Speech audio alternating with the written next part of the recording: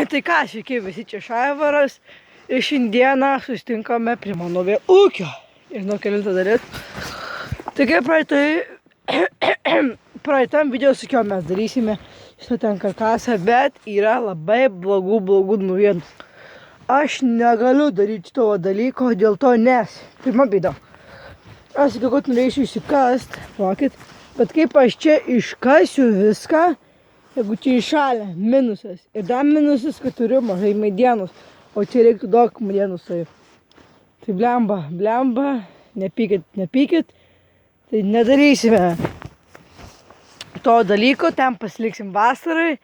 Tai ką šiandien koksai video bus, tai aprodysiu savo ūkį, tai dabar aprodysiu savo ūkį, nuo ko aš pradedu ir taip toliau, tai aprodysiu, kokį turiu aš ūkį. Nu tai ką, atėjau ir turim pirmą ūkį, tai atsidarom duris, aš jums tai parodysiu. Va, atidarome duris ir turime aviokus. 3 avys, tai čia yra va mama ir 2 avukai, nelabai matyti, nes šviesos nėra. Va, bet aš jums čia bandysiu kažkaip.